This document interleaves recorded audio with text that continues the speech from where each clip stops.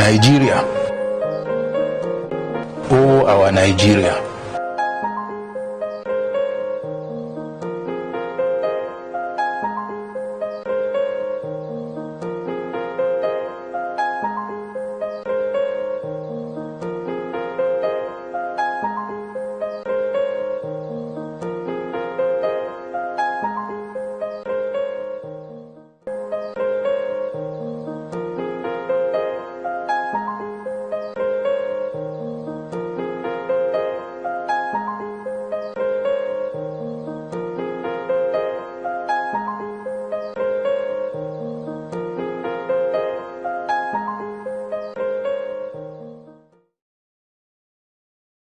Cry not north, smell the coffee, and act.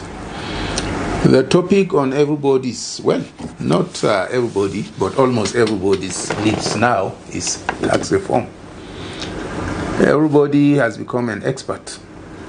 So everyone is discussing it, the experts, the neophytes, and even those who do not give a hoot. Nigerians love to talk, dissipate energy, joke about it, and then move on as if nothing happened. President Bola Ahmed Tinubu knows his countrymen well. Perhaps that is why he never loses sleep over our vituperations. He gets what he wants when he wants it. In faraway France, he promised to continue with his policies without losing focus. Did you not see that barely a few days after a supposed nationwide protest against hunger and bad governance, his government increased fuel prices and has done so 2 or 3 more times since then? We used to have activists on and off campuses, with the academic staff unions holding the flag of justice for the people, the labor union leadership being altruistic, firebrand lawyers railing against bad governance, and our student unions being positively revolutionary. These days, almost all these classes of people are people by opportunists and scammers, desperate to make money by all means. Our labor unions call for strikes only to negotiate behind the backs of the unsuspecting workers. Student union leaders have lent themselves as tools in the hands of politicians, even fighting their lecturers at the behest of those who have let education deteriorate. Maybe because they have also realized that their tutors, who should guide them aright, has sold out and who are running after the crumbs from the tables of those whose children are studying abroad while killing education here.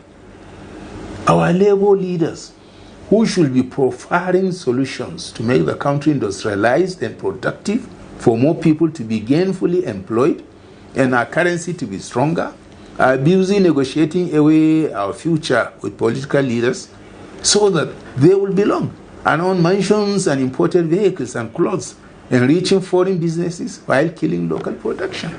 Opposition politicians, who should keep the governments and their representatives on their toes, are falling over themselves to get patronage from the government of the day. Many of our lawyers have soaked in low knowledge but have not been grounded on morality. And so they can stand for thieves who can buy their services with the baseless claim that they are innocent until proven otherwise. They pull every trick in and out of the law books to frustrate the case, so that their thieving customers, better than clients, can never be found guilty. Some of our judges are now impervious to shame and give judgments that are not only scandalous, but can potentially destroy a nation. In passing their dollar-induced judgments, it is no longer news for a lower court judge to go against a precedent set by a higher court, sometimes even a Supreme Court judgment. With all this, it becomes frustrating to talk about Nigeria. But we are stuck with it as we have known better and cannot all japa. Even if not for our sake, we must continue saying what is right for the sake of the country, our children, and the children of our children. The North, now fragmented along ethnic and religious lines, need not cry over the potential loss of revenue facing it now if we had not betrayed ourselves, become selfish and lazy. To begin with, the North could be said to be relatively united and at peace with itself up to the Second Republic. In the First Republic, a thief Christian invited a Kanuri Muslim to his town to contest an election and he won. Alhaji Ibrahim Imam, a politician from Borno, was the secretary of the Northern People's Congress, NPC, but later became a patron of the Borno Youth Movement, BYM. He was, however, denied the opportunity by the NPC when he wanted to contest for a seat in the Northern House of Assembly in 1961. Mr. Joseph Sawan Tarka of the United Middle Belt Congress, UMBC, offered him a ticket to represent a thief district in present-day Benue State in 1961. When then Prime Minister Abubakar Tafawa Balewa, the Sardauna of Sokoto, Ahmadu Bello, Colonel Ismail Malari, Apogu Largema, Kur Mohammed, and a host of other Northerners were killed in the 1966 coup, the Northern Christians were as grieved as their Muslim counterparts because they saw themselves as one.